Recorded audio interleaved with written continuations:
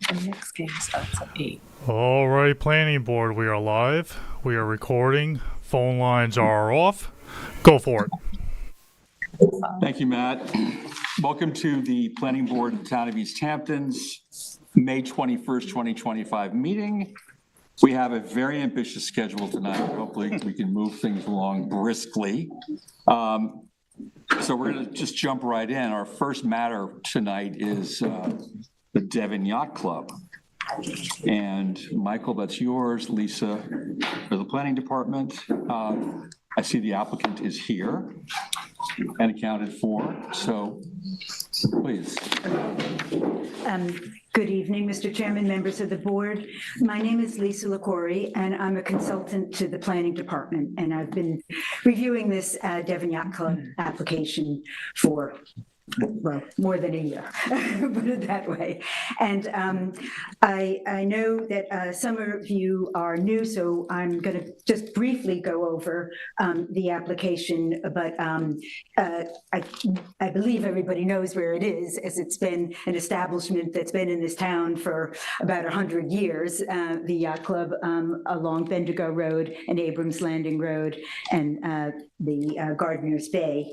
And just as a bit of history as to how we got here tonight, the last time the planning board discussed this, there were a number of items that still needed to be done in order to be completed. It's a large project. There are many elements, and it has also been described somewhat like a jigsaw puzzle. So if you move one thing, you encroach on another thing. And so the planning board and the department have been working to get this to be the best application it could be. And the applicant has come in with a number of changes to improve things. But after the last time the planning board looked at it, which was March of 2024, we didn't really know how to best advance the project because it needed 20 variances. And so before the planning board could really sign off on it, you needed to hear what the zoning board was inclined to do, because if they were only going to give 10 variances, then the application wouldn't be able to go forward the way that you were looking at it. So the application was sent to the Zoning Board of Appeals for their preliminary impression. It was not their final or official hearing, but it was a hearing, what we call the preliminary hearing. And that process took a little bit longer than we expected, but along the way, the application was changing to make, in responses to the comments that were offered by the Planning Department and the Zoning Board of Appeals. So we have the benefit of coming back to you now with an application that has continued to change in the direction to protect the environmental resources. And as I said, the application has changed a number of times in this direction, all for what we consider improvements. So in order to give you a little bit of a hint of what the Zoning Board of Appeals said, we provided you with their April 22nd, 2025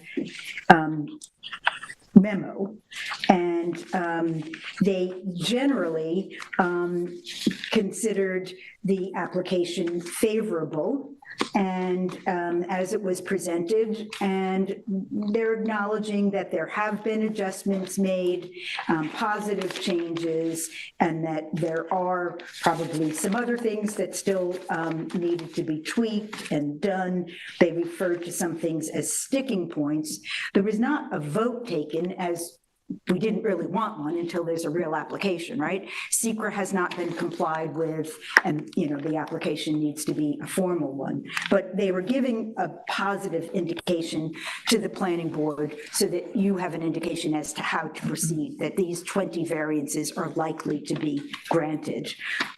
They had some specific comments concerned about the intensification of use as the gross floor area is increasing, and I'll remind the board that whereas the gross floor area is increasing, the building coverage, that is the footprint, is not increasing. It is decreasing by a couple of hundred square feet. So the gross floor area increases on really the second floor. And the ZBA offered some comments about how potentially to consider stopgaps against intensification of use. The applicant has already offered a covenant to the town restricting the membership to 400, which is what it has been in their rules and regulations, I don't know what they're called, for quite some time, so that wouldn't increase that, and they're about at that membership level now. So they're offering that it will not increase in intensity, even though the square footage, the gross for square footage is increasing. The zoning board offered some other things for your consideration. There was, in terms of drainage, there was one ZBA member who really wanted a lot more information on the drainage to see that it was going to work, how it was all going to happen. There's a lot of fill being proposed on the site that will actually help improve the drainage situation, right? Because the property is so close to groundwater conditions. In order to have the minimum separation between groundwater and the bottom of the sanitary system and the bottom of the drainage rings, they need to bring in fill. But there's a lot of elements as to how all of that's going to work. They have had a preliminary drainage plan. The engineer looked at it and asked for some more changes to it, but kind of minor things. And in fact, in his memo tonight, he says that, all that he has requested has been complied with in terms of his earlier memo. But there are a lot of things going on this property, so that we're still not at a complete acceptable plan yet, and I'll go into why later. There's a lot of fill that's going to be brought in order to meet that separation to groundwater.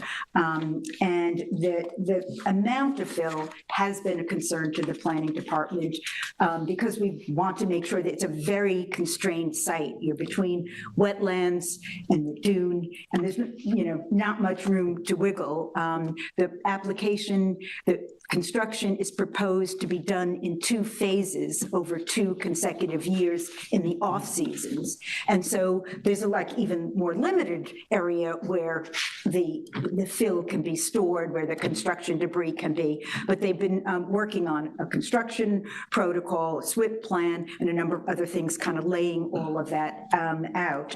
And in response to the planning department's concern for the amount of fill and the amount of disturbance that could bring, including the amount of truck trips, the applicant has several times kind of sharpened their pencils and looked at areas where they can reduce the amount of fill, for example, not having to raise the tennis courts as much as originally proposed, and some other things like that that won't affect the drainage or the sanitary system, but other areas that had originally been proposed for higher elevations. And we commend those changes. The ZBA was also looking at alternatives while they also acknowledged that the property is not a vacant site. And there are things that, largely they're not new buildings or new uses that are being proposed. And so the zoning board acknowledged that the property, the use, can continue to operate under the existing environmental conditions, which, as we've acknowledged, don't have proper sanitary or drainage or some of the other mitigation that's being proposed. So while planning department and maybe even the zoning board have pushed to see are there alternatives that would be more protective of the environment, the zoning board was cognizant of the fact that you've got an existing site and development, and that needs to be weighed in consideration of what other alternatives you might look at. In terms of the FEMA, the zoning board commended the application for meeting the FEMA first floor elevations and the construction standards, and even in in anticipation of perhaps sea level rise having other impacts on the site, the buildings are proposed to be constructed on pilings, which is in conformance with FEMA, but the way that the buildings are proposed to be constructed would lend themselves to be raised in the future, should that be needed, to, anticipating sea level rise. And there are a couple of other things that the zoning board said that they're not going to be taking a look at. They're deferring to the planning board for looking at some things, and the architectural review board for other things. And on the last page, they were, itemizing a number of positive features of the application altogether. Okay, so that's what the zoning board wanted you to know. And so where are we today? Okay, so the application has been deemed to be a type 1 action pursuant to SECRA. And so that requires a full environmental assessment form, which the applicant has provided. And then the next step, because it is a type 1 action, you need to coordinate lead agency with all the other town agencies and state agencies that are involved. So what we're recommending is you commence that process now to establish lead agency. The planning board has been going over this, all the aspects of it, and we believe that the planning board is the best board to be the lead agency as a result. There was a revised site plan, May 13th, which corrected an inadvertent error in terms of parking lot aisles and things like that, and that has all been corrected. But in so doing, the application has improved and has responded to one of the planning department's concerns for some time, in that, if you could point out that area, the entranceway, the proposed entrance, well, there's actually two entrances, but one of them that exists today and is proposed to be used in the reconstructed site is really just about 1 foot away from the wetlands to the south. That's an existing condition, so the applicant really has every right to continue it as it is. But we brought up that concern that what's going to happen now is a rather large demolition and construction project. It doesn't really exist. We're going to have a lot of stuff with fill and other things and digging up in order to get drainage structures and so forth. And we acknowledge that just a 1 foot setback from the wetlands gives no room for error in case anything else happens. And so they have come back and added an additional 2 feet in that area, and we applaud them for it. And again, that is responding to something that we have asked for quite some time, and that's in this new plan here. The clubhouse sanitary layout has also improved, as they've got the closest leaching pool now 72.8 feet from the freshwater wetlands, whereas it previously was 71 feet. The drainage and grading plan, I'll get into a little bit more what the consulting engineer said. The amount of fill has been reduced. We just need some clarification. There were some numbers about how much fill there was going to be in one plan, because there's a construction plan, there's a SWIP plan, there's a whole bunch of things. We need everything to all agree upon themselves. And the flagpole platform, you can maybe point to that, which is on the dock, had been a concern as the potential impacts on destabilizing the dune. And so that has now been reduced to a 4 foot by 4 feet, 4.5 feet area. So that's pretty de minimis by comparison to what had happened. And again, we applaud the applicant for responding to our concern about that and what it might do to the dune. In terms of the intensification of use related to the gross floor area, as I believe I said before, it's the gross floor area that's increasing, not the building coverage, and that's largely due to the second floor. The largest increase in gross floor area is for the clubhouse, which is 63% increase. And the applicant provided a plan showing like a breakdown of where that increase was proposed and compared it to the existing building. And really what it showed was 1,600 square feet of increase of usable area for guests. The other areas that are proposed to increase in comprising that 63% increase were really for kitchen expansions to make it more usable. It's a very old building and it doesn't meet standards, and it's very hard for the chefs to stand up, from what I understand. And there's other things that are needed for ADA compliance, fire compliance, having some storage, having offices for the staff. So that's not really increasing the capacity. The real capacity is about 1,600 square feet, which is, not that 63% expansion is not represented by the 1,600 square feet. The lighting plan has been revised. The revegetation and dune stabilization plan is acceptable. We may be looking at it a little bit more. The septic loads, we had some questions that we just want to confirm with the applicant and the health department. The workshop, we had a question about it being connected to sanitary, but it is confirmed that there won't be any plumbing in the workshop.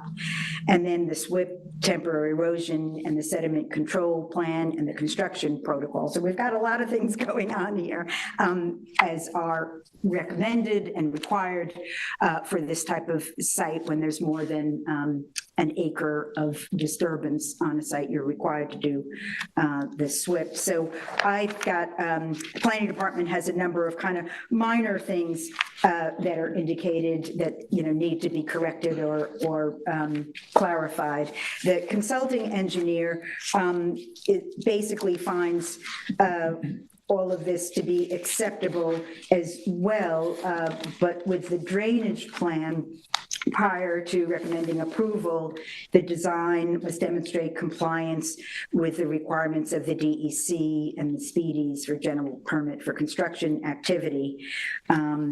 There's a couple of other questions about the construction protocol. But here's something that we're going to suggest for further evaluation and conclusion later. That doesn't mean that the application is incomplete. As the engineer pointed out, the adjacent roadways that are going to be providing access to this site are classified as rural collector streets, and the condition is fair to good. And with the number of trips proposed just for the fill and not for the demolition debris and for the other construction vehicles, that is quite large.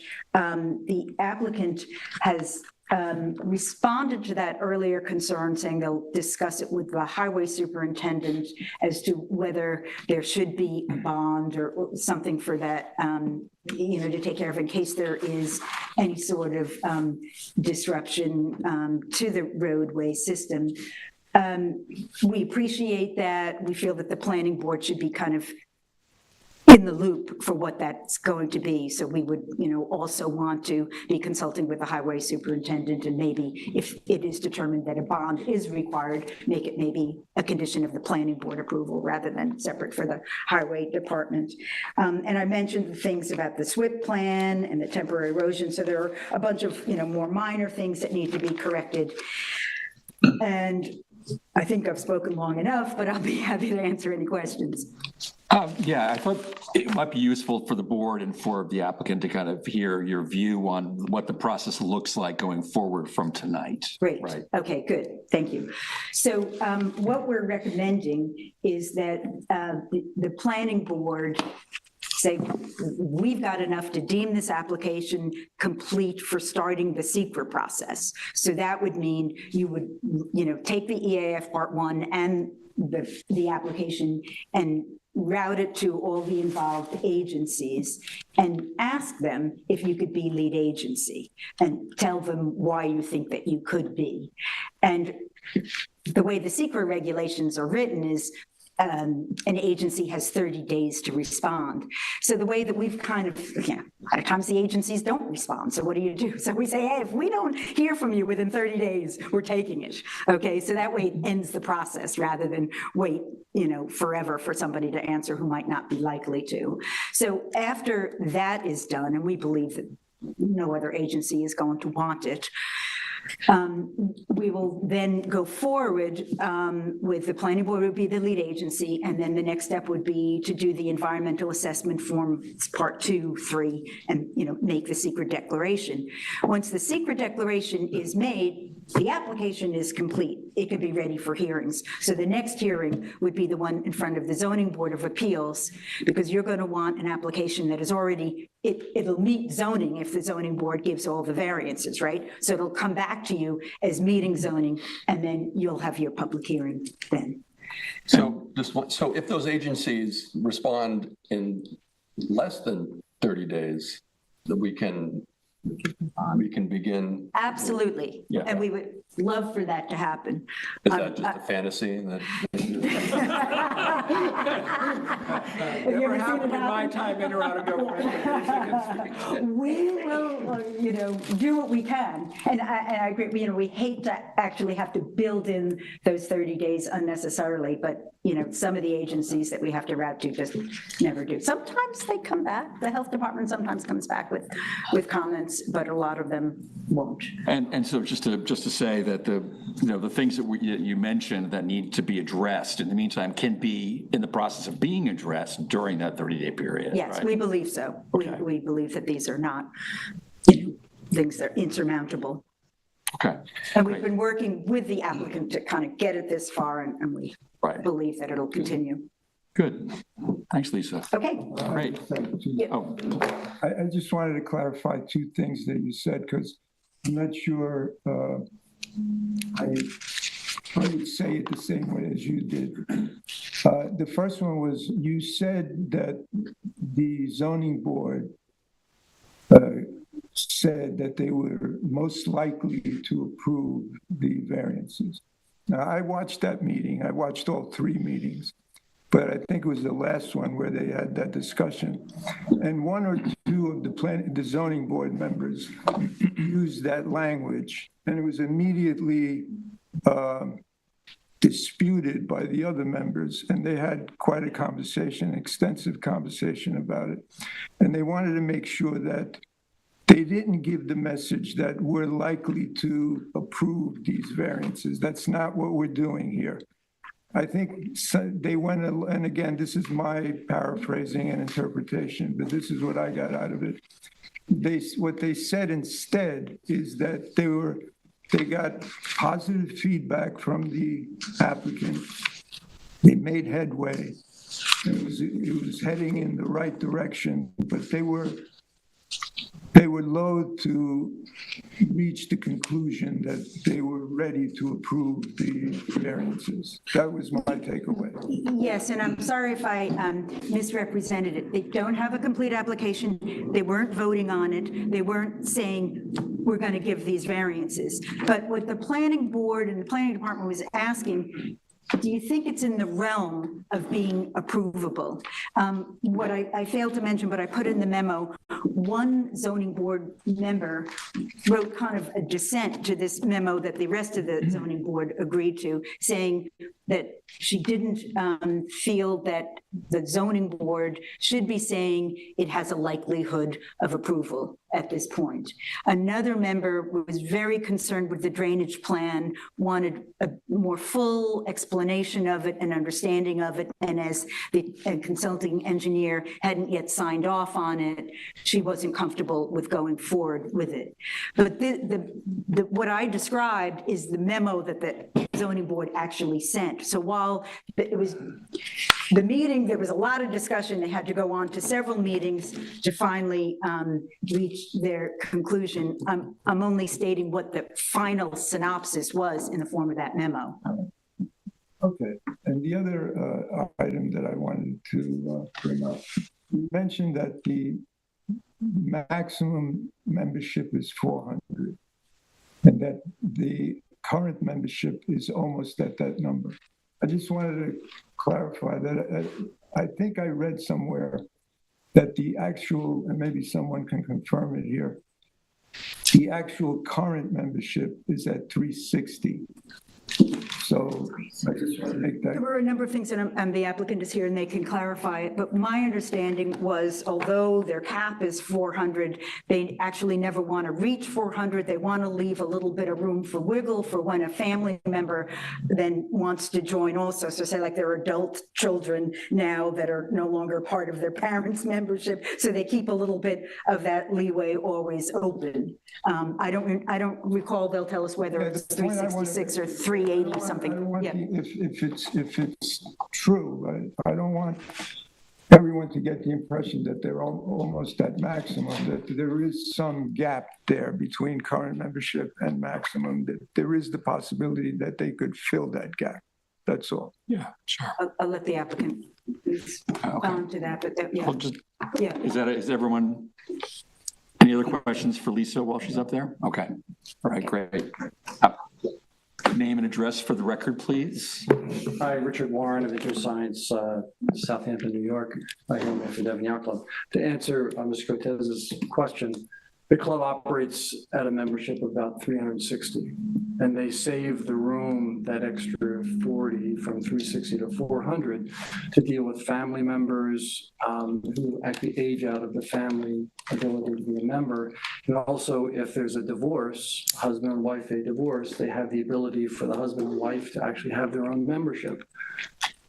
So if a family member is already there coming to the facility and they're using the boating, or they're using the tennis, or they're using the dining, or it's a divorced couple that's using the dining or the boating or the tennis or whatever it might be, they may have a couple more members, but it doesn't change the intensity of use, because they actually want to keep that buffer there so they can deal with the needs of a club. So it's not as though they're going to bring in 40 new people that are sitting here that aren't members of the club, and now all of a sudden there's an intensity of use.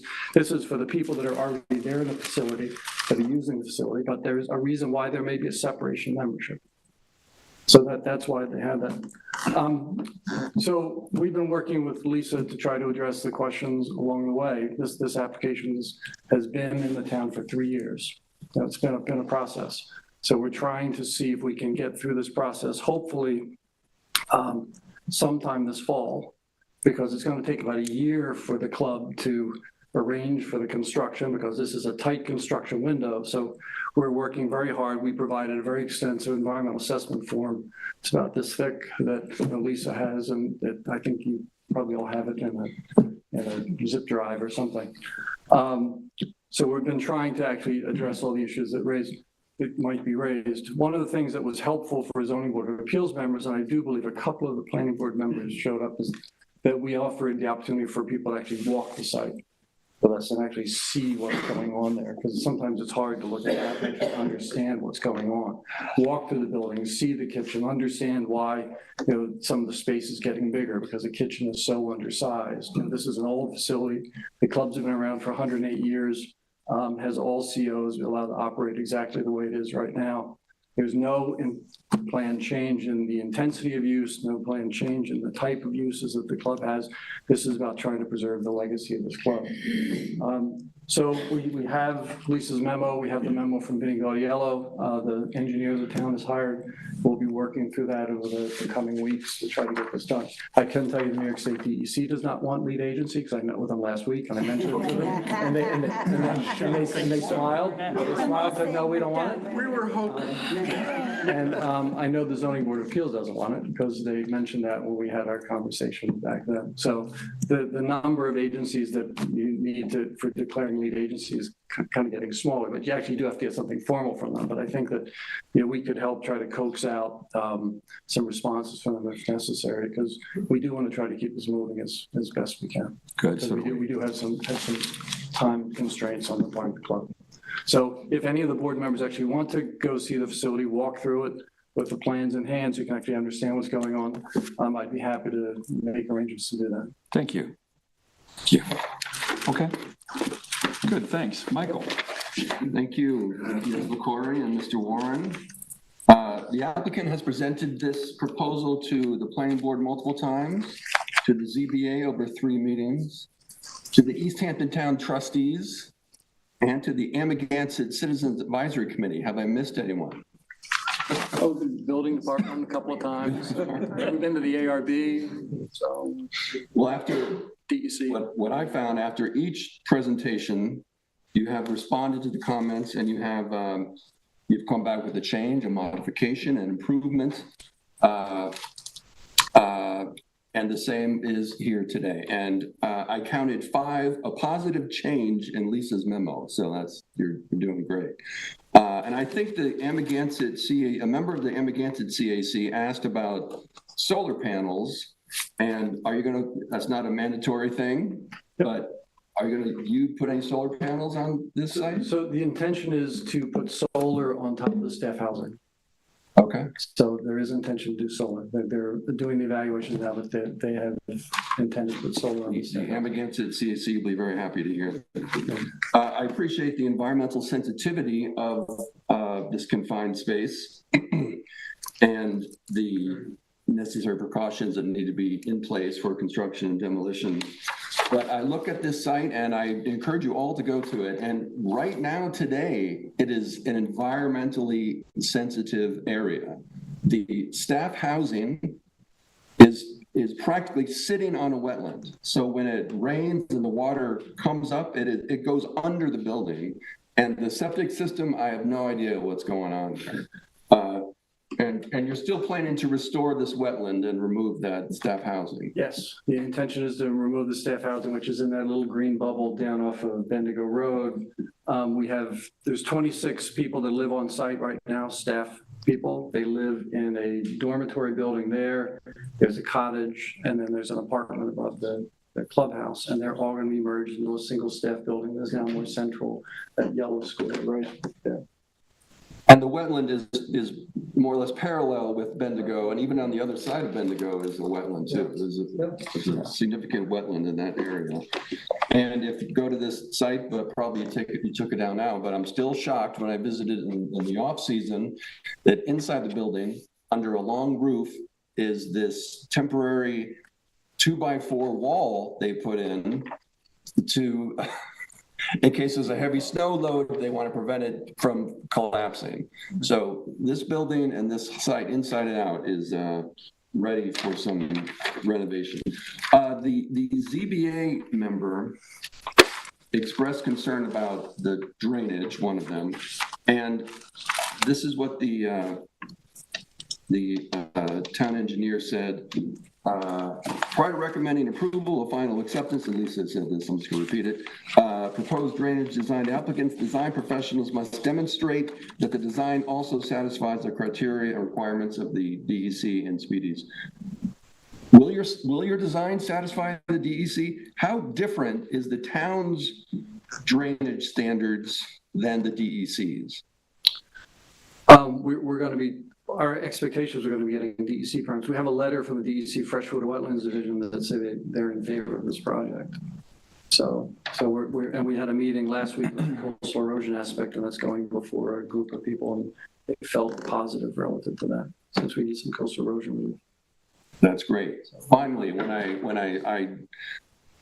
this project, and when I first was going over it, and I started the town's coastal assessment resiliency plan, this is in line with that. And I wrote in my little notes that it jibes, to use a sailing term. Why not? And in the note, in the letter on the website, it says sea level rise will physically transform East Hampton, and this is an important project to get ahead of all that. So thank you, and I turn it back to you. Okay, thank you, Michael. Yeah, so let's hear from everybody on the around the table today, because I think this is obviously a really important and impactful project in many, many ways. I just want to make sure we're all kind of lined up and we know where we're headed. So Reed, we'll start with you. Yeah, so just to be fully transparent, I am a member of the Devon Club, but I am confident I can be objective and fair. I have no hidden bias, and I've expressed this to council. I think we are the appropriate lead agency. But, I'm comfortable with what I've seen thus far. Good, thank you. Bruce? Yeah, no, I would agree as well with Reed. I think this is a great step. It seems like we're heading in the right direction. You know, I love the idea that we're going to get back over an acre of re-veg. I think that's great for that area. Yeah, I'm in favor. I like it. I like it. Good. Jen? I agree. I had the pleasure of taking a tour last fall or last late summer with you. So, yeah, I mean, the building, the buildings that are there now are very old, very decrepit, and not really up to any sort of environmental standards that the town is working towards. So, is this project in the interest of good planning, as we ask all the time? Yes, 100%, I think so. And I think, as everybody has said already, and I'd like to reiterate, the fact that you guys have come back with, responding to every suggestion that the planning department has made, I think is very positive. So thank you.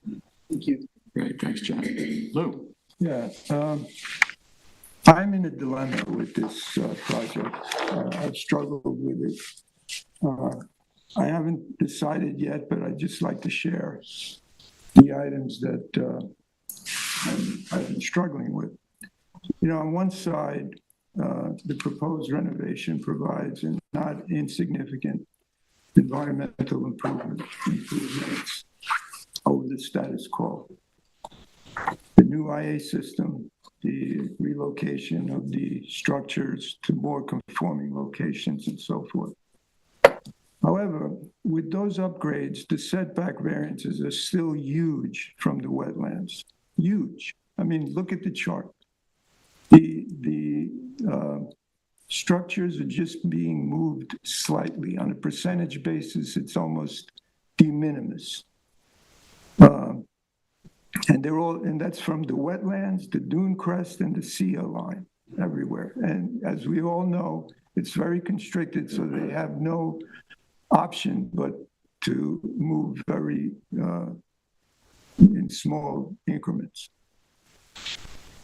Plus, the GFA is increasing by 43%, the clubhouse by 60%.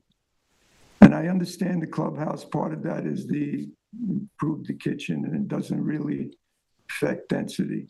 But still, it's a huge expansion. So what it comes down to, and this is where the struggle that I've been dealing with is, do we expand or reduce? Now, I understand and I empathize with the applicant's desire to make this as prominent and as useful and as beneficial to their membership as possible. But on the other side, there's the question of good planning. And I think good planning requires not just coming up with the most deluxe, prominent expansion, but maybe to consider a more quaint and discreet type of renovation. So I think that's a choice that we should be considering. I know that they've come, on a lot of these jigsaw puzzle questions, they moved in a positive direction, but it's minimal. It's really not that much. And I think, the way this thing is gone is that they produced a plan, and the only question has been whether or not the drainage should be done a certain way, whether the fill should be done a certain way. We should, minimize the platform with the flagpole. These are all small things. I think the question that I want to consider is, do we expand it as much as possible, which is what the applicant wants to do? Or do we come up with a different plan that's a lot smaller? Maybe not what they want, but I think it's better for the town in the long run with the good planning. So those are my thoughts. Thank you, Lou. Eva? Well, I am in favor of this plan. I do think that it's utilizing and preserving the legacy of this club and doing it in a fashion that is current. Michael, you had some really great points. And to one point that wasn't brought up, I actually do live right down the street from the club, very familiar, been there many, many, many times. Lisa, you did bring up the roadways and the potential bond with the highway department. I do feel very strongly as a resident with young children in that area that that is something that if we are lead agent, that we are definitely in the loop with the highway department, because I think that's very important there. That's a heavily residential area, and those roads are very narrow with no shoulder, and to have trucks going up and down, and with the bridge being out on Cranberry Hole, that's going to be a very well-used, Abraham's Landing is going to be a very well-used road. So that would be my one major concern for the project. Okay, thanks, Ava. Yeah, we've been saying kind of all along, really, since we began evaluating this project, that this is a really commendable undertaking, and it's an important one for the town. It sort of sets the tone, I think, for other organizations to really look at their sustainability, right? And to look at sea level change in a very realistic way. So it's a model as far as I'm concerned. And what we've been trying to do, these many years that we've been all talking about this, is to make it better and better and better. And I think I agree with what others have said, that each time that you present, we're getting closer to something that kind of meets, really meets our requirements, right? So I commend you for responding as in the way that you have. I think it's a really great thing. But there's still some work to do, as we see. We're not quite there yet, but we're getting close. So yeah, I think that, we need to sort of proceed with establishing ourselves as lead agent, and we have a few items to kind of go over with you now for things you might be working on during the time when we're proposing to be lead agent. And, there'll be more opportunity for discussion as we go on and have a full application and begin the secret process. We'll have more discussion about, some other aspects of the site plan. So let's just focus on what needs to be done now, okay? So the questions that we have for the board are, is the application ready for the planning board to commence the process to establish lead agency? Yes. We're all in favor of that, right? Okay. Should the applicant consider additional methods and tools to assure and guard against intensification of use of the property facilitated by the increase in GFA? I think we'll all agree on that, right? Yeah. Okay. Covenant is a good. Yeah. And we can discuss the details on that as we go I was forward. just going to say details are important. Yeah. Yeah, details will be very important. And I think we've had these conversations with you, Rick, right? Yeah. The restriction on membership, maybe some other dining patron limitations, since there's going to be some additional dining area, I believe on the second floor, maybe something like that, but That's a shift of dining that's on the first floor to the second. to the second floor. Yeah, Okay. that's existing dining that is closer to the street, and the configuration, we wanted to improve the setback off of Abrams Landing Road, so we took the casual dining that is currently there and lifted. Can you come up to the microphone? Sorry. The casual dining that they have, that they call the snack bar, that is on the north end of the building. On this drawing, it's this side of the building. It comes almost right to the property line. So in order to improve that setback, and reduce the degree of nonconformity of the building, we took the casual dining there and moved it upstairs. Okay. So it's not actually an increase in any facilities per se. It's just moving. Right, and we don't have to, determine all these details at this moment, but, just as an example of some things that would be beneficial to us to hear from you about how to assure there won't be intensification of use. Should the applicant provide additional vegetation to stabilize the reconstructed dune? We'll all be in agreement on that, right? Yes. Should the applicant provide additional information to clarify the septic load figures for the development and compliance with Suffolk County Department of Health Services requirements? Yes. Yeah. No doubt about that. Should the applicant make changes, corrections, and responses to the consulting engineer and planning department assessments, including the recommendations pertaining to SWIP, construction protocol, and the erosion and sediment control plan? Yes. Yes. So, I mean, these are all things that really can be tackled starting now. Especially the highway, getting in contact with the highway. Yeah, we've. Right, exactly, which is part of that, a piece of that last bit, yeah. All right, So you need to actually adopt a resolution to request lead agency status.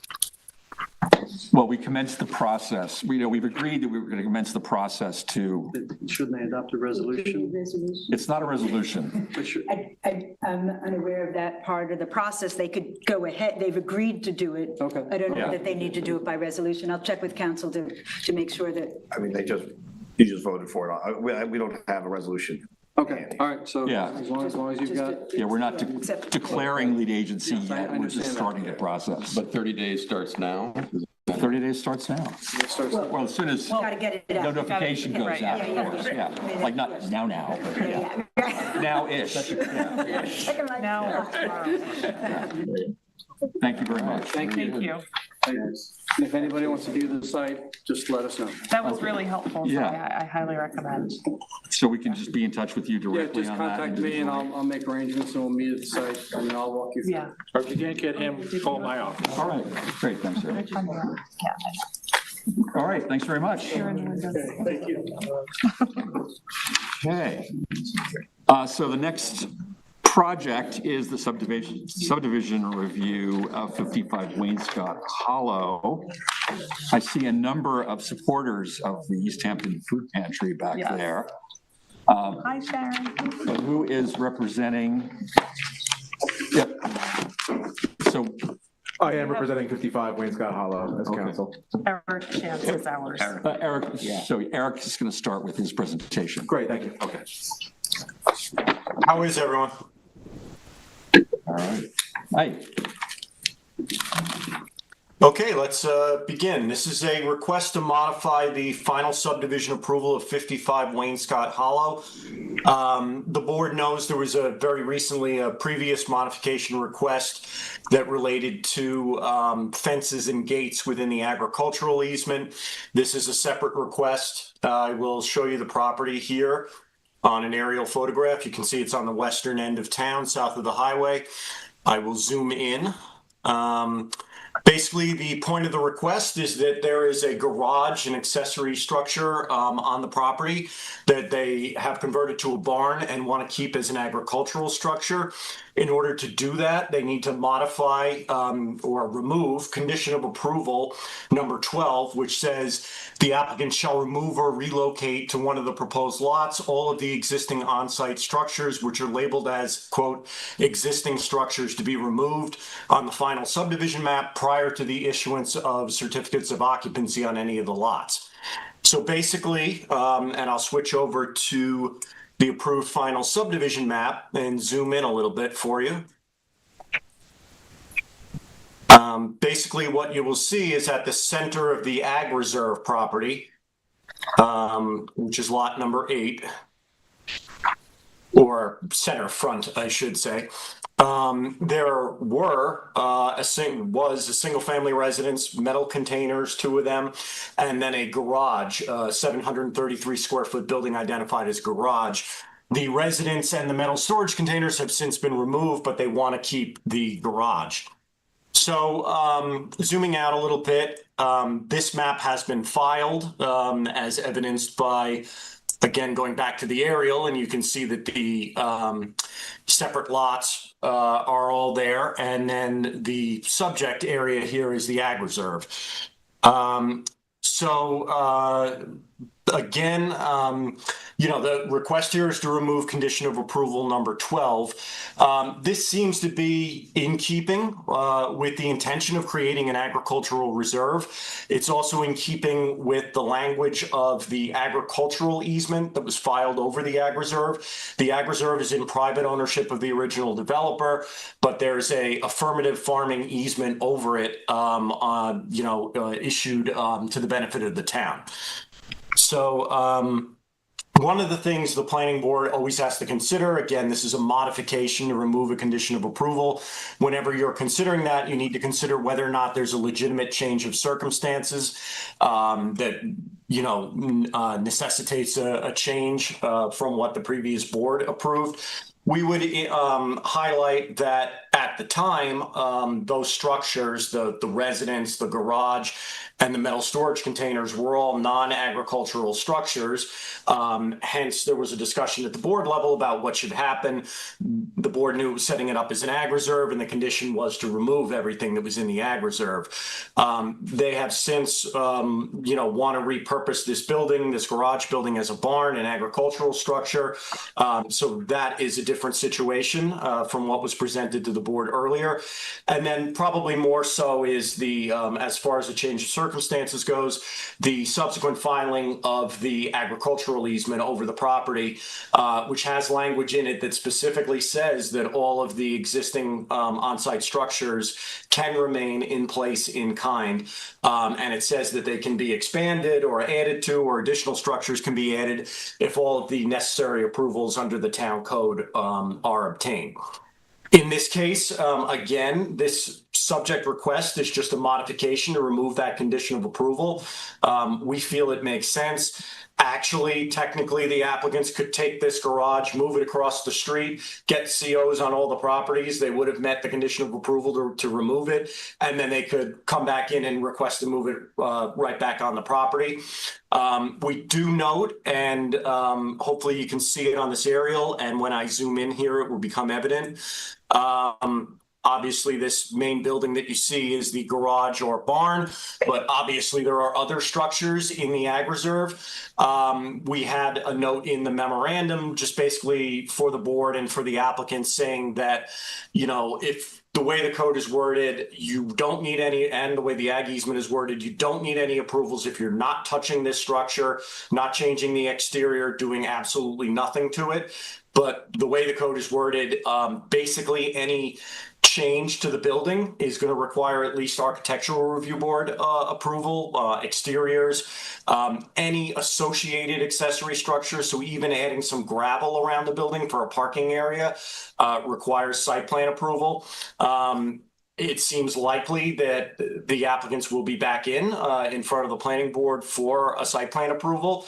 That is, however, irrespective of the modification request that they're making. And in fact, you couldn't enable a site plan application without granting the modification request right now, or them removing or relocating the structures. Again, this is an ag reserve and it has an ag easement over it. It's intended to be actively farmed, so it makes sense to have buildings that are agricultural buildings. So we support the modification request. We made the note, looking at the aerial, that it does look like there might be other issues, other structures that might need other approvals. And the applicant is made aware of that. But basically the bottom line is that the department supports the modification request. Thank you, Eric. Applicant? Just name and address for the record, please. Absolutely. John Vorquin of Greenberg Trauig, 2317 Main Street in Bridgehampton. Appearing on behalf of 55 Wainscott Hollow LLC, I also have the principal here available with me tonight. So I just want to acknowledge that Eric and the staff report did a very good job of giving an overview of this application, so I'll try to keep my comments brief. By way of quick summary, the subdivision was approved by this board in 2017. The application before you now is to amend item 12 of the approval resolution.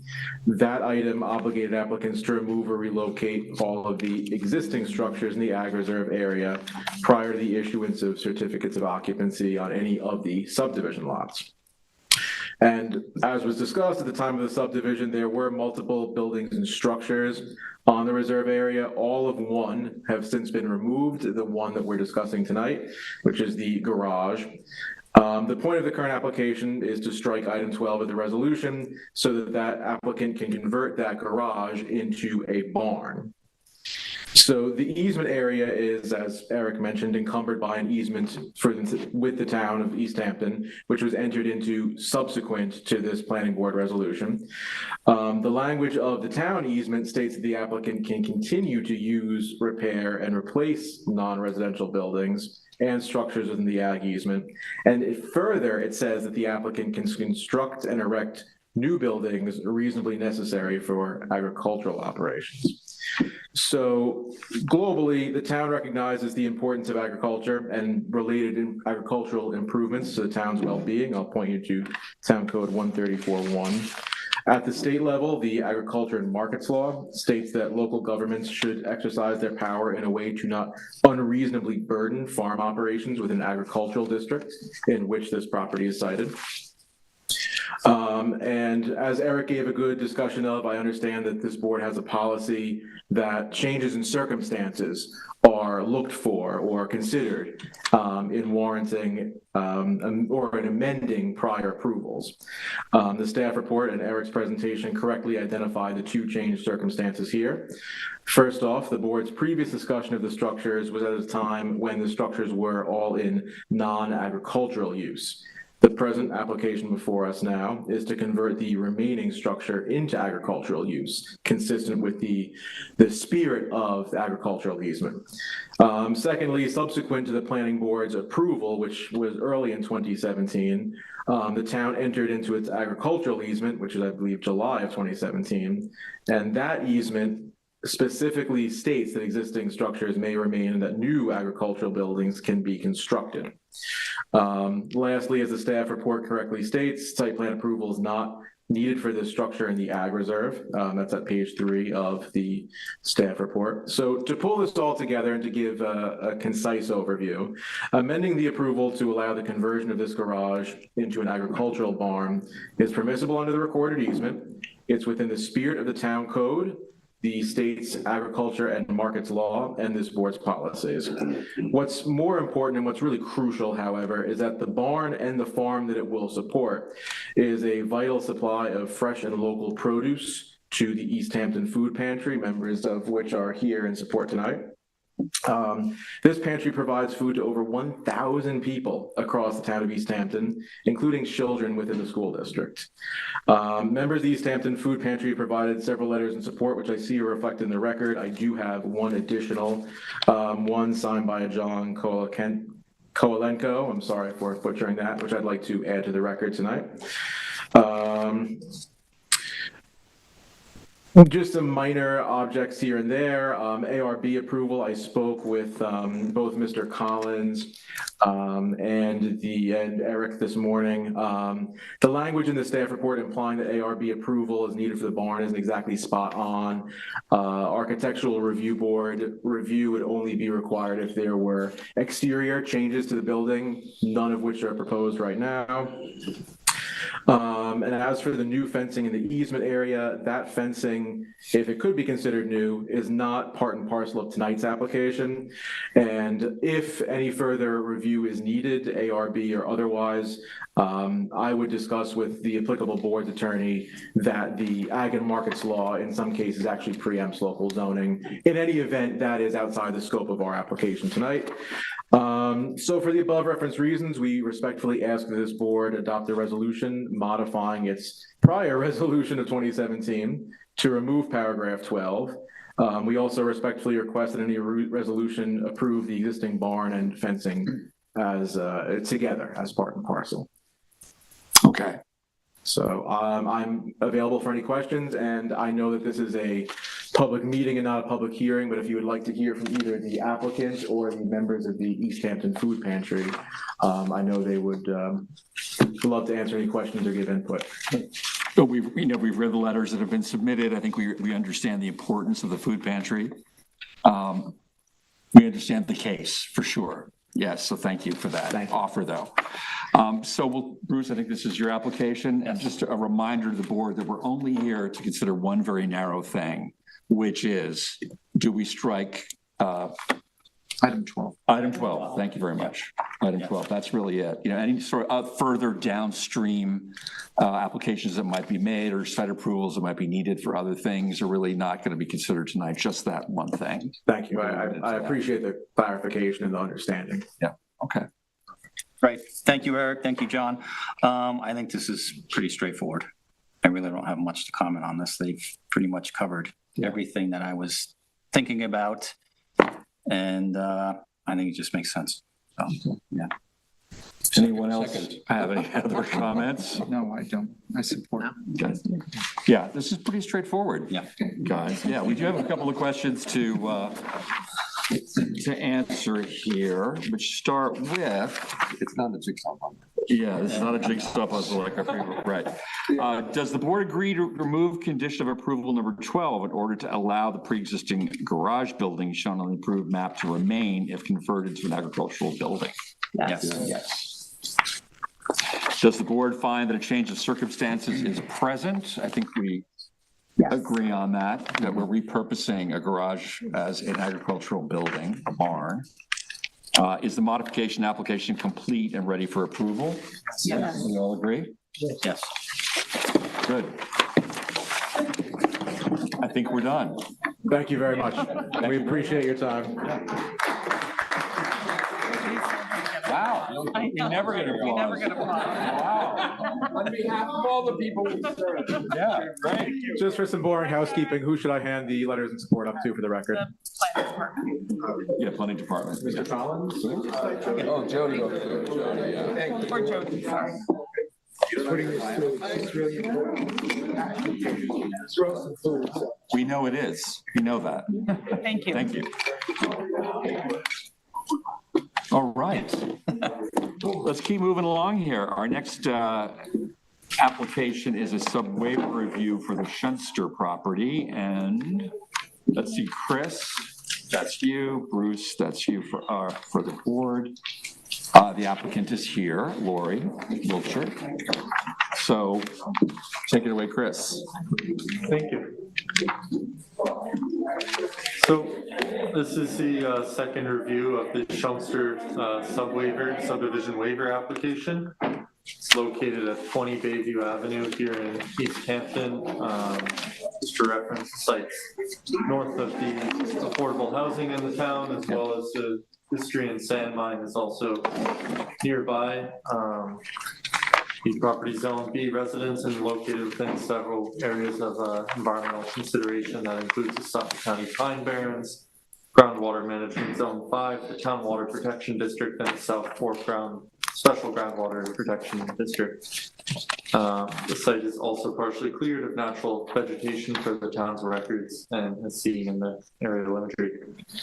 The existing parcel was originally comprised of 3 parcels. I'm just going to pull up the map here showing those lines. As part of the Olympic Heights Section 2 subdivision filed May 3rd, 1912. These parcels were subsequently abandoned and consolidated under common ownership in September 2023, as required by its designation within an old file map study area. The former lot lines are shown on the proposed subdivision waiver map along with the former lines. I'm just going to pull up their proposed map here. So going on to the application itself, the application has been made to divide the approximately 38,668 square foot parcel into 2 individual lots, one of which would be 20,159 square feet, that's parcel 1, and parcel 2 is proposed to be 18,509 square feet. The property has 240 feet of frontage on Bayview Avenue in East Hampton. And from the last review, the majority of the board was not supportive of the application since the proposal would create a non-conforming parcel which could establish a precedent for similar proposals. And that would be parcel 2, given the minimum lot area is 20,000 square feet. So going over the comments from the last review, I'll go over the planning board's comment that was issued to the applicant, followed by their response in the planning department assessment. So first, the board asked the applicant to submit a narrative that supports the purpose of the project to demonstrate that area variance standards could be met. And a narrative was submitted explaining that the owner purchased the 3 vacant parcels, which eventually merged automatically. The narrative details the landowner intended for the parcel to remain as separate lots for the benefit of his children to develop the property with their own homes. Also detailed is that the proposed lot area of parcel 2 of 18,509 is only 1,491 square feet less than the required 20,000. That ends up being 7.5%. Reference was made to when a non-conforming lot was approved in 2018 in the matter of the application Henry Dittmer, where the Zoning Board of Appeals determination detailed that, quote, due to the old filed map study, many of the lots within this area of East Hampton are substandard in size. Proposed lots would be similar in sizes to others in the neighborhood, end quote. The applicant narrative details that this established a precedent. Reference was also made to the lot sizes of the surrounding properties, and the narrative details that 17 of the 23 parcels fronting Bayview Avenue are less than the required 20,000 square feet, and the average lot size for the street is 13,428 square feet. The narrative concludes by mentioning the application is based in hardship and requests that the board inform them when to make the required revisions. So the planning department's assessment of this is that the board should review the submitted narrative in its entirety and determine if additional information is needed. So we note that the ZBA will need to apply its standards to the variance application, and that makes it impossible for the planning board to determine if the variance standards can be met, as the ZBA's decision and public hearing process will determine this. However, the planning department offers the following for your consideration and discussion. So firstly, we agree with the applicant's statement that the scale of the variance is not substantial and that it's 7.5%. The board and the applicant should refer to the attached section 255-850 of the town code, which details the ZBA standards for review of an area variance request. Also, section 255-860 of the town code details limitations on certain variances that the ZBA considers. Although this section of the code is primarily a consideration of the zoning board, it's relevant to this application, and the board should consider Part B of this section, which is quoted in the report, but to paraphrase, it basically says the intended benefit of upgraded zoning requirements is sometimes defeated by creating non-conforming lots by variance, which is found to harm the health, safety, and general welfare of the community and against public policy. The code also details that the ZBA, quote, shall not be compelled to grant any such variance solely based on the size of adjacent lots, the average size of lots in the neighborhood, or any other similar narrow consideration, end quote. Next point is that one of the primary purposes of the old filed study map was to combine substandard lots for the purposes of orderly development, and the property that was originally a combination of lots from that 1912 subdivision, redividing the proposed merger of these lots would be contrary to the urban renewal map, which is an established comprehensive plan by the town.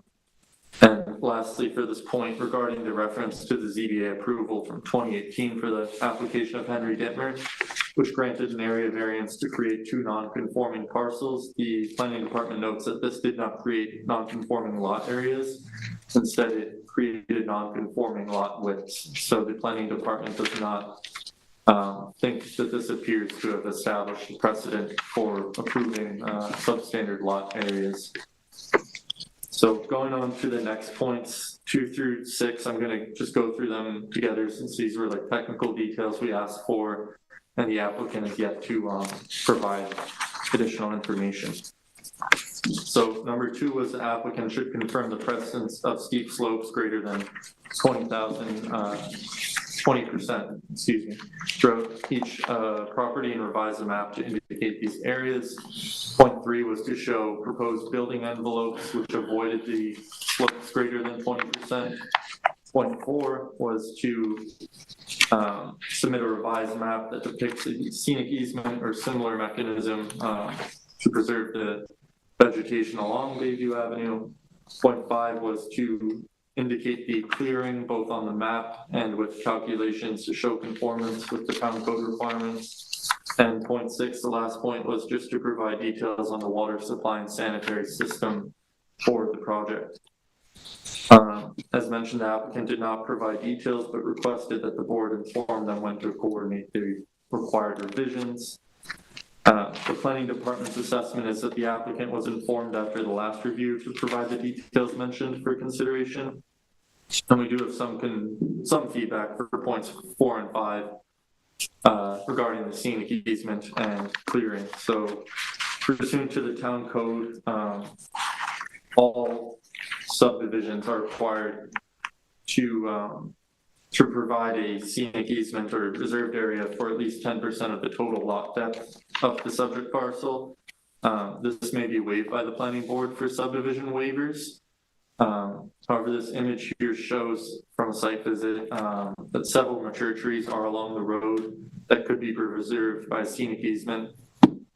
Therefore, the planning department recommends requiring such an easement, especially when the proposal is adding density to an area which would currently only be allowed to be improved with 1 residence. And then for clearing, we just note that if the existing clearing is not conforming, that a revegetation plan should be reviewed as part of this application. And if it's only the proposed clearing that's not conforming, that could be reviewed prior to a CO being issued. Going back to the other issues that are not related to the planning board's last discussion, State Environmental Quality Review Act, still an unlisted action pursuant to SECRA, and we advise the applicant to submit a short environmental assessment form for review. As mentioned, before submitting this application, the applicant did file an old filed map modification now on November 2nd, 2023 to the town board, seeking approval for the changes to the old filed map. And that's basically for the project that we're talking about today, and it was to modify the map as such. You can see the 3 lots that were existing, and they just proposed to have it merged into 2, since currently it's only 1 parcel. Well, we find that appropriate that they have submitted. We just note that prior to that moving forward, they should obtain approval from both the planning board and the zoning board for the required lot area variance. And at that time, the town consulting engineer did review the filed map modification request and provided several comments for topography, dimensional regulations, review agency requirements, all of which will directly impact the proposed sub-waiver. So his report's also attached. And then during the last meeting, the memo that was issued to the applicant mentioned that the removal of existing structures would be made a condition of approval. However, the board did not discuss that in their last review, so we're just bringing it into consideration again, that there are some existing structures here. It would be in line with past policy to allow that as a condition of approval. However, the planning department just points out that given that there is no principal building on this or a contiguous property, that there is really no mechanism to legalize these structures. So it would make the most sense for the applicant to move forward with doing this promptly, since there is no way to legalize these structures. The engineer did not review the revised submission, just given that it was solely the narrative. But once these details are provided, there will be an updated report. The fire marshal did not find any issues with this project. It's near fire hydrants, and there's no other review needed from that department. And just going over the other approvals required, that's the zoning board for the lot area variance, the Suffolk County Department of Health Services for the final subdivision waiver map. The town board would need to approve the urban renewal map modification. And one addition from the planning report is that the Suffolk County Planning Commission review is also required given the parcels within the Pine Barrens. So in conclusion, the application is incomplete pending the resolution of the mentioned issues. The planning department remains concerned that if this application is approved, precedent could encourage additional substandard lot variance applications and undermine the intent of zoning in the neighborhood and townwide. However, the board should review the applicant's narrative and determine if additional information is needed to formulate comments to the zoning board. And the board should also discuss whether scenic easements should be required along the road frontage. That's everything. Good, thank you, Chris, very thorough. Lori? Yes. As you know, name and address for the record. Lori Welcher with Land Planning Services, 231 Pantego Road in East Hampton. I believe you've all read the narrative we submitted, so I don't think I need to read it verbatim. I will just point out a few pertinent facts for the media, the watchers, people out there. So as we said, the Schoensters received 3 tax bills for these properties until this year when the 3 properties merged as a matter of zoning. Unfortunately, they were unaware that the lots should have been titled in separate names. I did attach copies of the tax bills for you to see. That is, in fact, a hardship they did not anticipate when they bought the 3 lots for their children. And now it's 1 lot with 4 children. As you know, I pointed out there were 4 now young men born and raised in East Hampton and wishing to return to their community, to become a part of it, participate in it, and contribute to it. As I mentioned, the neighborhood, 17 of the 23 lots on this road are less than the required 20,000 square feet. The average lot size on Bayview Avenue is 13,428 square feet, where the Schoenster variance request is for 18,509 square feet. That is just 1,400 and whatever Chris just said, 1,491. Oh, good memories. Wow, very good. And I believe this is a reasonable application based on hardship, and that is the argument we would be presenting to the zoning board, along with explaining their standards and why we feel that this hardship should be corrected by a small area variance to enable at least 2 small homes to be built for these 4 boys, and that can be done by the accessory apartment law. So you can have a house with an accessory and a house with an accessory, and that enables all 4 of the boys to live and work in this community and raise their families. So that is my pitch for moving forward with this. I realize none of the other details have been attended to. I didn't want to spend the client's money revising maps or anything until we knew if we were moving forward. So that is it. Thank you. Reasonable. Thank you, Lori, very much. Bruce, I believe this is yours. Yes, thanks, Chris. Thanks, Lori. I think we all read the narrative. I can totally sympathize with that. I think it is important to understand that this was 3 lots. However, 2 of the lots were extremely small, even before the acquisition of the road abandonment. So just something to keep in mind, because it wasn't 3 large lots. It's actually 2 small, 1 large. Again,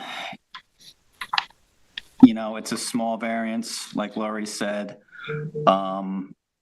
There doesn't seem to be a precedent for this type of variance yet. So, this is a tough one.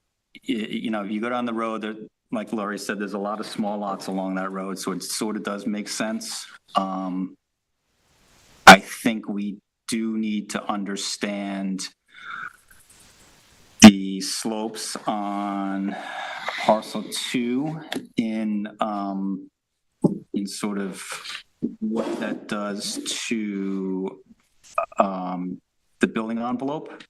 Because I have a funny feeling that building envelope is going to be very small.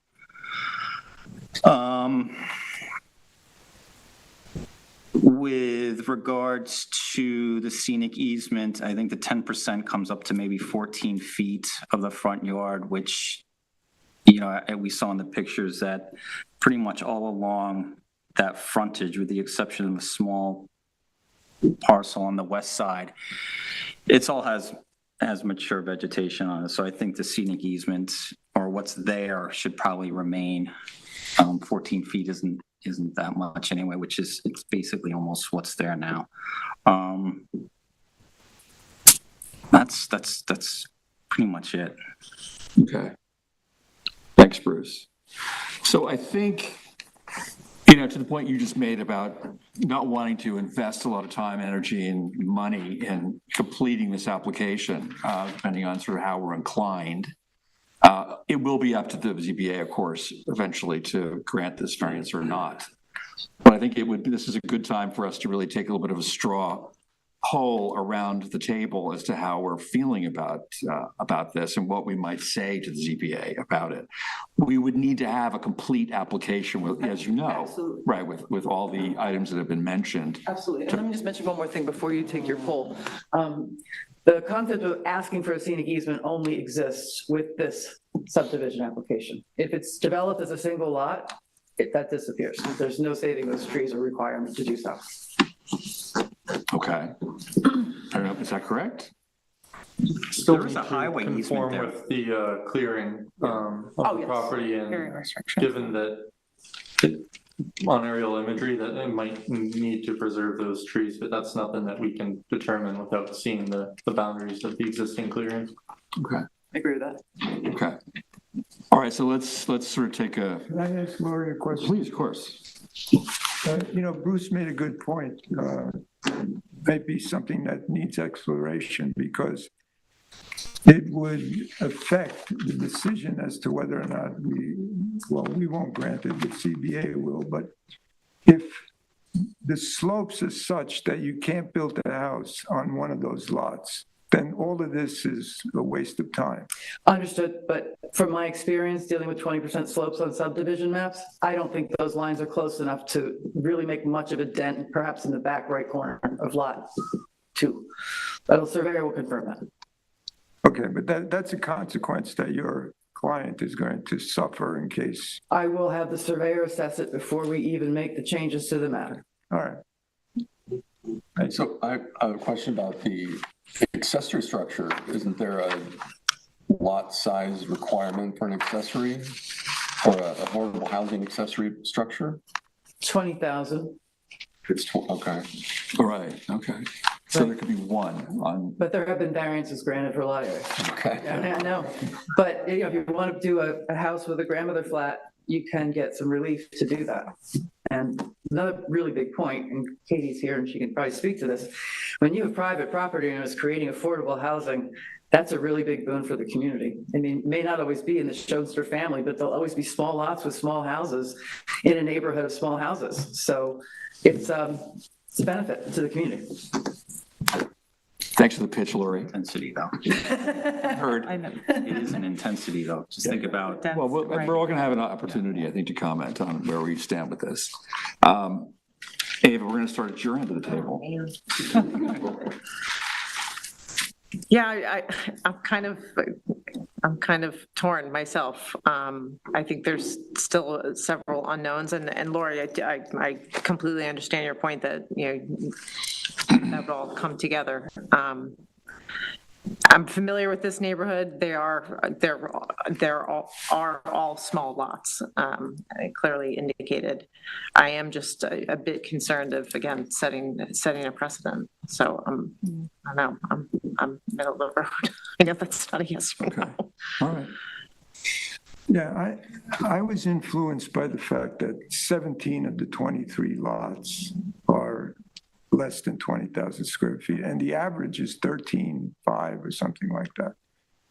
And I know we don't look at those standards for giving a variance. That's a ZBA standard.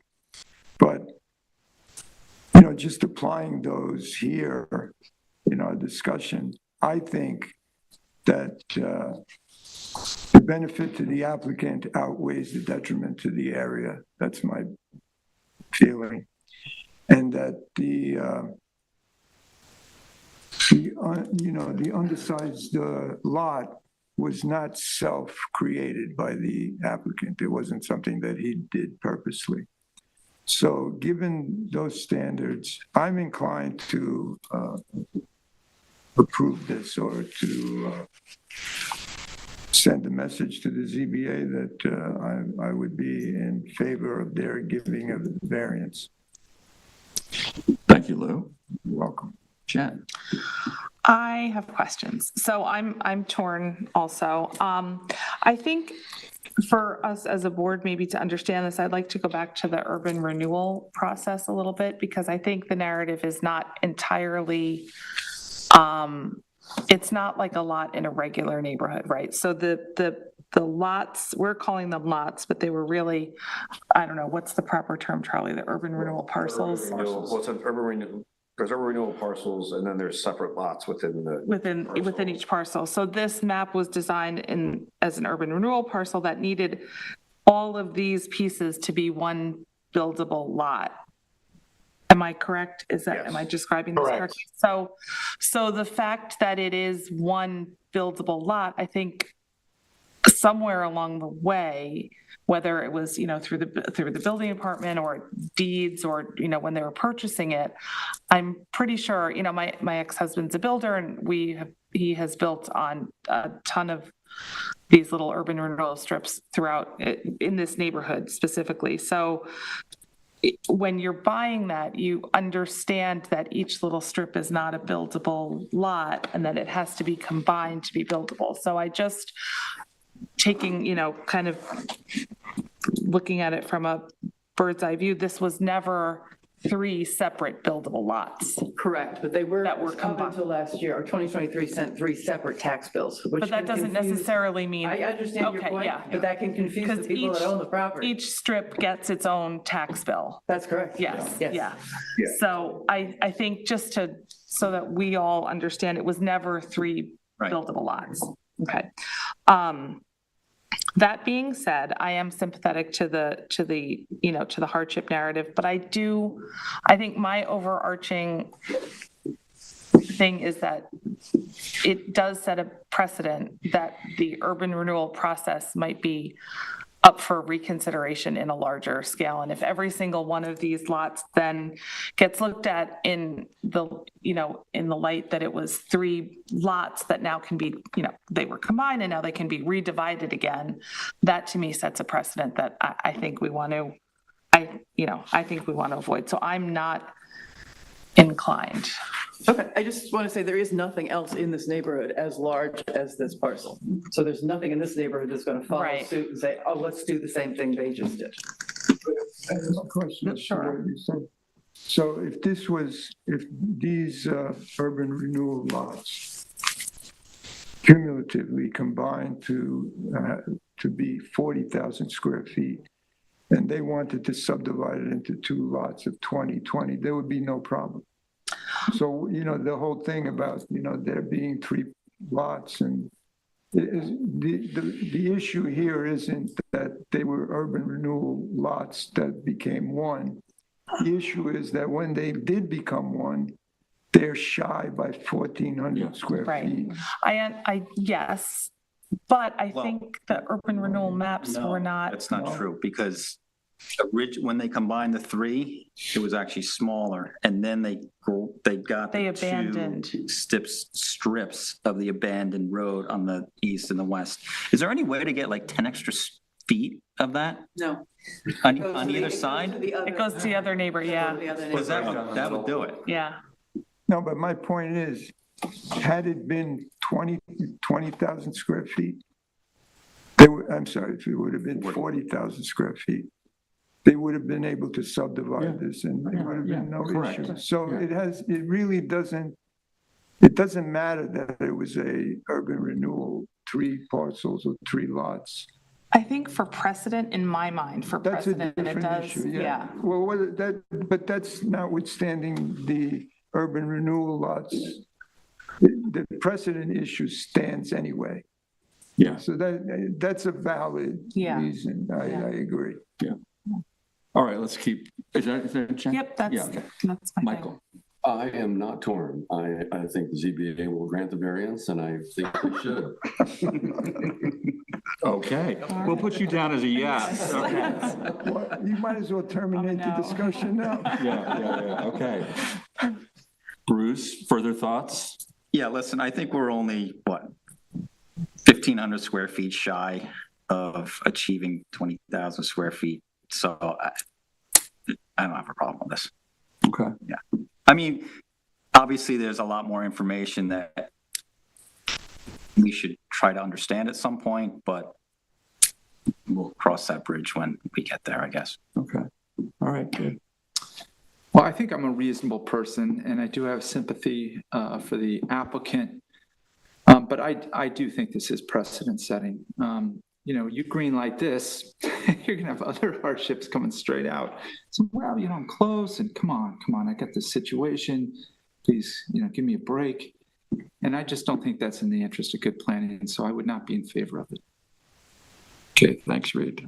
Yeah, I kind of come down where Reed is on this. And I'm very compelled by the small lots provision that was entered into Chris's report, right? That we don't really need to consider what else is in the neighborhood, that the point of upgraded zoning requirements is to, eliminate those kind of comparisons, right? That, that they're made for a reason. And,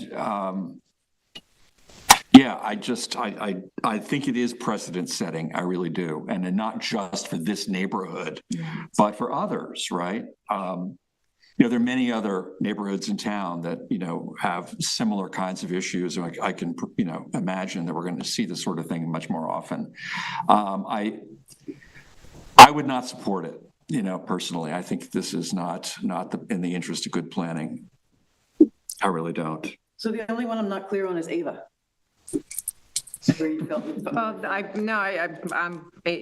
I'm in agreement with Ed and Reed. I am. Okay. My concern is the precedent, and I'm glad you brought up the point.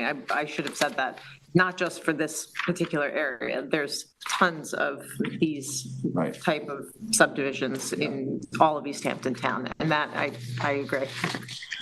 So, all right, so we're split here, but we are, more on the side of no than yes. But again, this is really not a binding thing. This is just our information for you to consider in moving forward, right? Yes, of course. Well, I have to obviously approach my client about, are we going to spend money revising the maps to complete this process if we don't have the support of the board? And if we don't have the support of the board, are we going to get endorsement of the zoning board variance? So it becomes a very tricky animal to move forward with. So I need to speak to him. He was supposed to be here tonight, but he's not. So I will do that, and then we'll get back to you.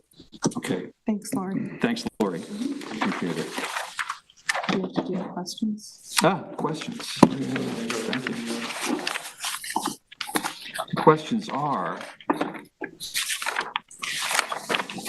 does the planning board need any additional information from the applicant regarding the reasons supporting the granting of the required variance? Do we understand the reasons, conditions? I think we're good. So, no. Does the planning board find that the requested area variance for parcel 2 would have an adverse impact on the physical or environmental conditions in the neighborhood and or undermine the intentions of zoning and the old filed map study by creating substandard lots? That's what we were just discussing. Yeah. I think we're split. I think it's the same poll that we had. Yeah, it's the same. Right. 4-3. Does the planning board find that a scenic easement area for at least 10% of the total depth of the subject parcel should be required? I think we agree on that. Yes. thereabouts, yeah. Okay. Does the planning board agree it is appropriate to review a re-veg plan as part of this application if the existing clearing does not conform with town code? Yes. Does the planning board agree that removing existing accessory structures should be made a condition of approval? Yes. Does the planning board find the proposal to be in the interest of good planning? I think we go back to our poll, our straw poll. All right, you got what you need, Lori? I do, thank you. Thanks very much. All right. All right, so now we're going to move ahead to the Pinkerton Farm. Is that what's next? Yes. Ava, that's yours. Chris, that's you again. Is the applicant with us? You don't have to. Just acknowledge that you're here. We'll ask for you in a second. Okay. We're going to start with Chris's evaluation. Nice, thank you. This should be a quicker one. So a site plan application was made at 92 Spring Close Highway to legalize the existence of a 681 square foot pergola and 1,200 square feet of raised planter beds on gravel. Just gonna pull up the plans. So just for reference, that's the pergola, and those are the raised planter beds that we're talking about. So upon review, the pergola and raised planter beds are actually not subject to the site plan review. The pergola is considered reconstruction in place in kind and will only need approval from the Architectural Review Board. Meanwhile, the raised planter beds are not considered structures, so they won't need any approval, no ARB or building permit. They are okay. So we're really only just talking about that gravel area situated there. And during the last review, the planning board waived the requirement for a public hearing. This meets the requirements of a minor site plan. During the last review, they asked the applicant to submit some details on lighting, given there was new lighting sited at some of the barns. The applicant responded by removing the lighting altogether, so it's not really an issue for discussion anymore. And the planning department notes that the additional site plan submission requirements were waived in the previous review, and that's like the location of fire hydrants, layout of parking and drainage structures, and specifications and computations for requiring those. We attached the agricultural easement to this report. It's not really applicable to the work proposed, but just for the applicant's reference for future work. And as mentioned, the ARB approval will be needed for the pergola and the gravel walkways. And the planning board or planning department finds this application complete and ready for approval, and the planning board should determine whether it agrees. Thank you, Chris. Would you like to have a word? Yeah, so my name's Harry Pinkerton, 92 Spring Close Highway, East Hampton, 11937. But I mean, as you can see, everything's done, and you guys have seen been to the property and seen everything. Nothing's changed since, except taking the lights off. So, I mean, I would just hope we can go through and get a CO for the barn and the rest of the property, since nothing's changed. And this has been going on, and it is beautiful. You guys have driven by. Yeah. Yeah. Yeah. Yeah. All right. That's all I have to say. But yeah, I would like to just kind of close this out and finalize this with CO. Okay, well, our purview here is pretty limited tonight on this. Ava, please. Thank you, Chris. Thank you, Mr. Pinkerton. I looked at the prior memo. I was not here when it was the last reviewed, but the lighting was the only issue. You certainly complied. The photos, tell the tale. So I would say that this is complete and ready for approval. Okay. Unless anyone else disagrees. Anyone else have any comments on the farm? Okay. Well, our one and only question is, does the planning board find the application complete and ready for approval? Yes. Yes. Unanimous. Great. I should have went first. Good. Thank you very much. Thank you. Have a good night. Thanks. Okay, we're picking up some speed here. So let's go to 3 Mile Harbor affordable housing modifications. That is Will and Lou. And the applicant is here.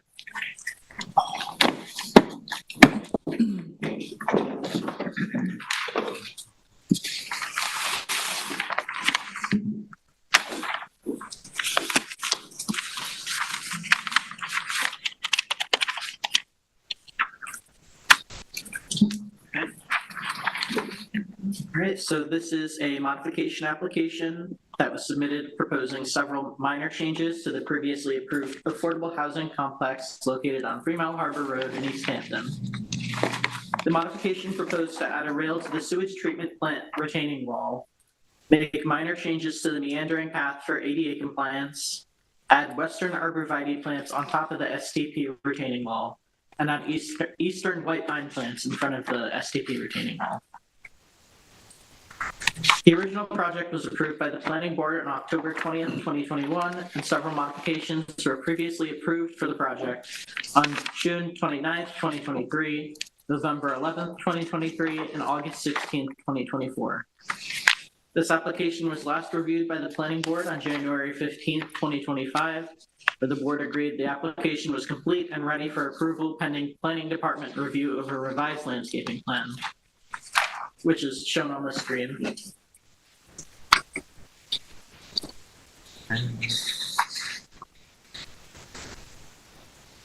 The area of focus is this sort of circular area. This building is the sewage treatment plant, and the plants that they added are highlighted in yellow.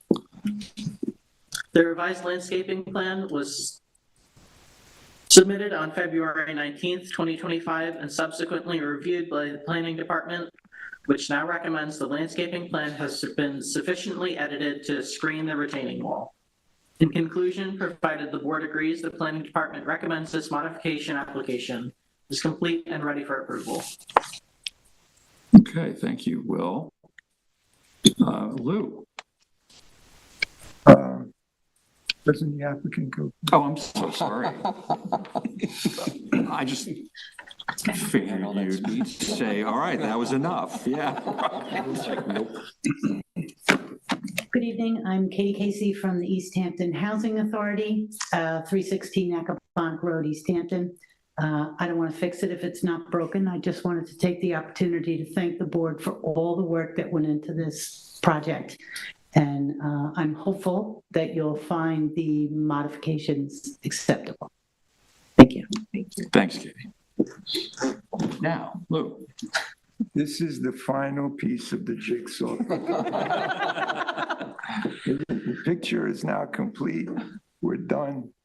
It's ready for approval. Okay. Anyone else have a thought they'd like to share? I agree. Everyone agree? I agree. All right, so let's move right to the resolution. Do you have it? You got it right? Yeah. We've all. We were like, here, go, go, go.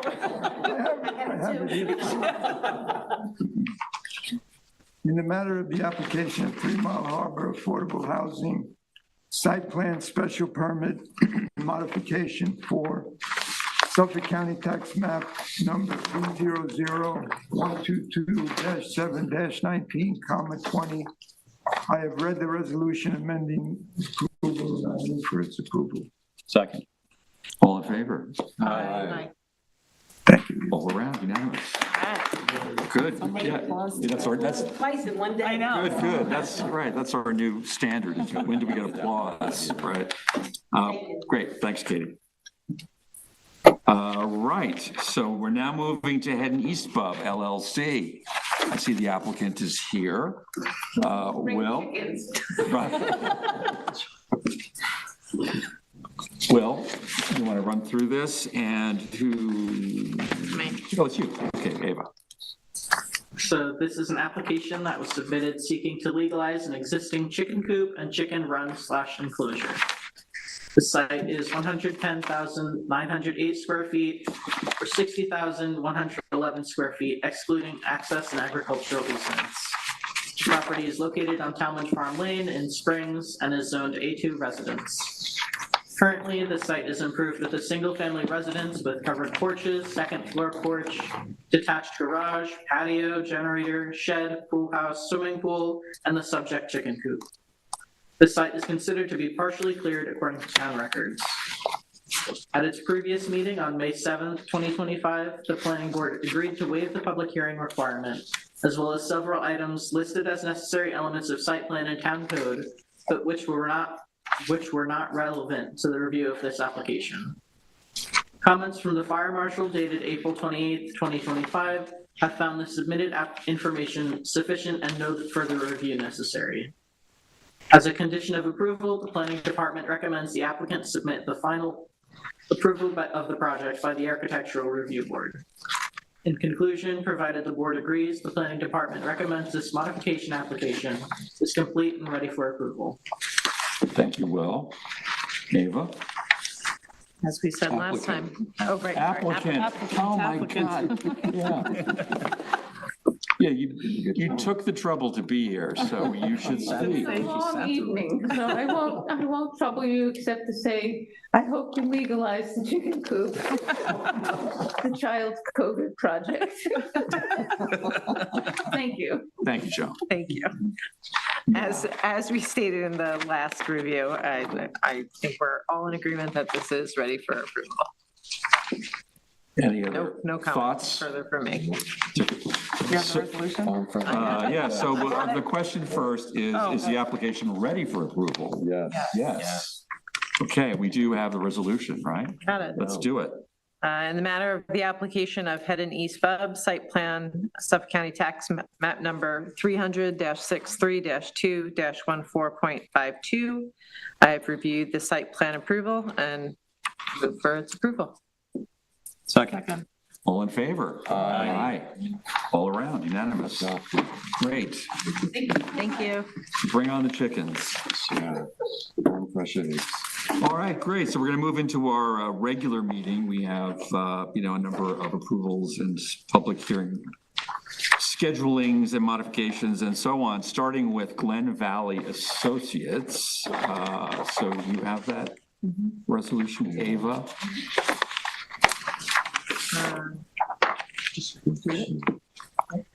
Yes. Yeah, go from I'm sorry. just read it. Yes, Okay. yes, that's it. In the matter of the application of Glen Valley Associates LTD, Suffolk County Tax Map Number 300-136-1-30.2, I've reviewed the conditional final subdivision approval and move for its approval. Second. Make a motion. Second, Jen? Okay, all in favor? Aye. Okay. Passed and carried. All right, so then moving on to the Marks two-story infill public hearing scheduling. Jen? For the public hearing, do I read the whole thing? No, we just need to provide basically just the date, Okay, that's all. essentially, I right? wasn't sure. Yeah. Okay. Okay, in the matter of the application of Mark's two-story infill site plan, Suffolk County Tax Map Number 300-49-6-21. The application has been made and we would like to schedule a public hearing. A public hearing is hereby scheduled to be held at Town Hall 159 Pantico Road, East Hampton, New York on Wednesday, June 25th, 2025 at 6:30 PM or as soon thereafter as this matter may be heard to consider said application. The public hearing will be held live and in person by the planning board and will be available electronically by video and teleconferencing and will be televised on local TV, LTV, Channel 22, and available for live stream on the LTV website, www.ltveh.org. The public shall be permitted to appear in person, but may also provide comments on the matter being heard by calling 351-888-6331.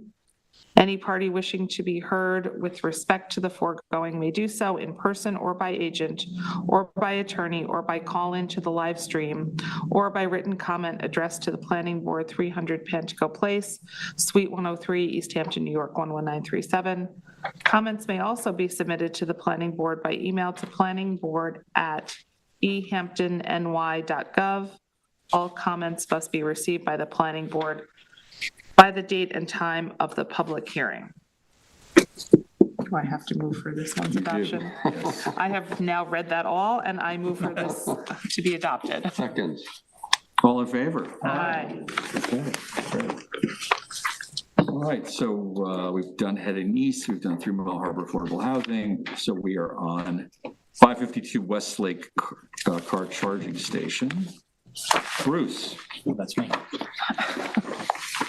That's this one. Okay. In the matter of the application of 552 Westlake Car Charging Station Site Plan, Suffolk County Tax Map Number 300-5-4-15. I have read the site plan approval and move for its adoption. Second. All in favor? Aye. Great, let's move that one forward. All right, good. All right, so we have a couple of urban renewal matters and an old file map modification. Eric, are you with us? Yep. Okay, do you want to just run us quickly through A and F first? Sure. I'm set up for Savarese. Can we do that one first? Oh, yeah, sure, absolutely. So I'm just going to screen share with you quickly to show you where the property is. You'll see that it's up in Springs. I'm going to zoom in quickly. There's 2 lots here that are the subject of the modification request. You'll see in the memo that there's a mention to the fact that you know, when you have a UR map modification request, the planning board's involvement with that is to send comments to the town board. It's ultimately the town board's authority to grant or deny UR map modifications. Now, sometimes you have your own applications that also involve a UR map modification. For example, Schoenster that we were just talking about has both, but sometimes there is a request that only is a UR map modification. There is no subwaiver or other application. And this is one of those. The planning board's role here is to send comments to the town board. It's actually codified as far as what the comments are supposed to address, whether or not the proposed changes are consistent with the UR plan, whether or not the proposed change is practical, and then meaning can it actually happen in real life? Does the planning board recommend to the town board that they actually approve the map modification? So those are the things that you're charged to review this for. You have, and then I guess just quickly what I'll show you is the change itself, which is a proposal to relocate the access points as they're shown. You can see the 2 highlighted parcels here. They're 110 and 99E. This little dot here indicates where the access is to be taken. This illustration indicates that there's a cul-de-sac at the end of the road, and then these 2 lots are supposed to take direct access off of that cul-de-sac via individual driveways. What they want to do, and right now I'm going to switch to the proposed, is claim this hash marking indicates that they would claim that portion of the right of way as their property, but they would basically move that access point for each of those lots up to where it hits the cul-de-sac. So it actually allows them to have a little bit more lot area and actually makes both lots a little more conforming to minimum lot area. It doesn't substantively, it doesn't really change at all the access pattern. In fact, if we zoom in here on the aerial, you'll see that these areas are their driveways right now.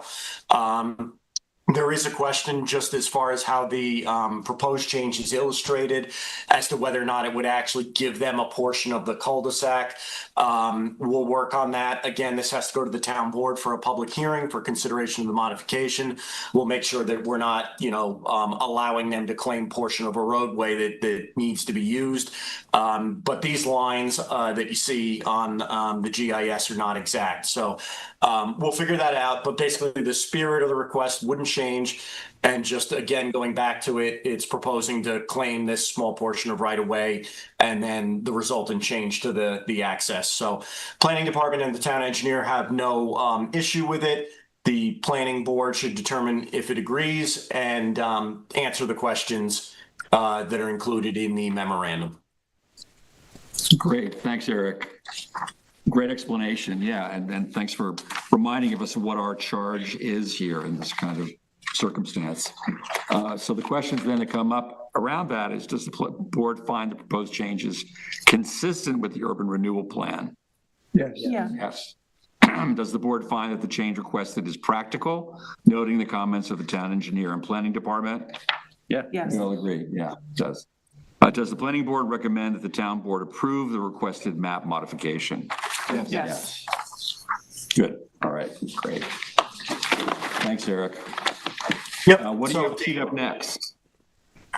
We have A&F Associates / Facindola. And that property is located just to the south of the other one, also in Springs, but off of Harbor Boulevard and Park. I will zoom in and you will see that it is a vacant parcel. This request is very similar to the last one, and it involves changing the access points that are illustrated on the map. You can see the current access point is required to be off Harbor Boulevard, and what the applicants are proposing is just to change that to Park Street. So the planning department and the town engineer had no issue with this. It's not any substantive change to the existing traffic pattern in the area, and the lot is vacant, so it's not as though it would be inconsistent with development on the subject parcel. So, we recommend that the planning board send comments to the town board supporting the modification. Okay. Thank you for that. So we'll ask the board, does the board find the proposed changes consistent with the urban renewal plan?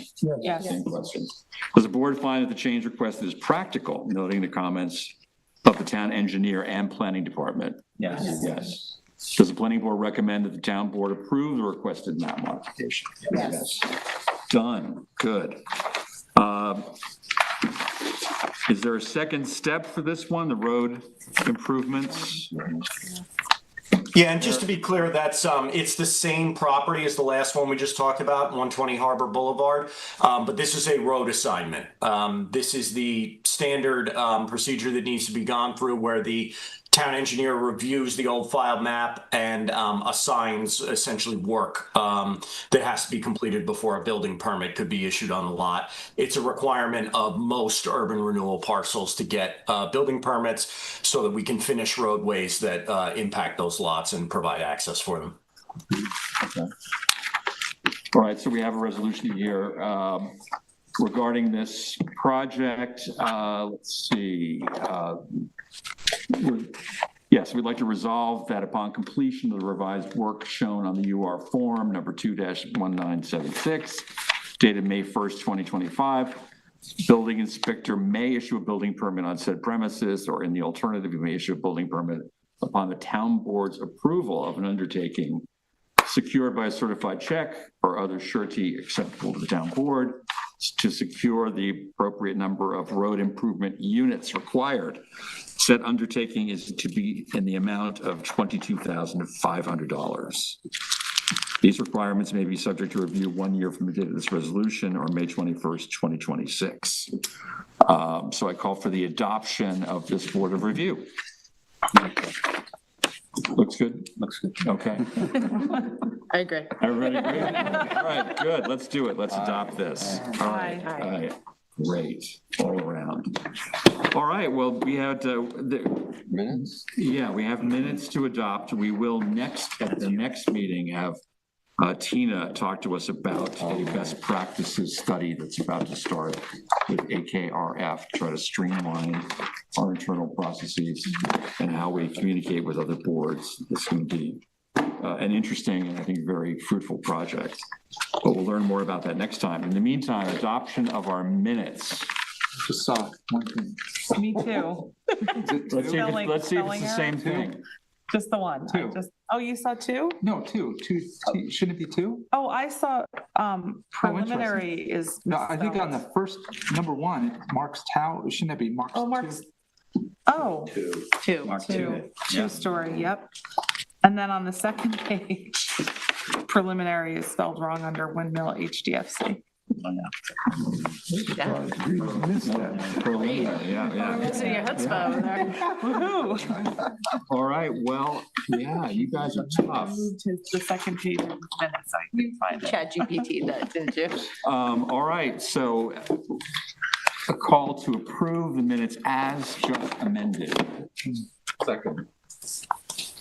All in favor of doing that? Aye. Great. Let's go next. What's the next step that we take here usually? Motion to adjourn. Second? Second. All in favor?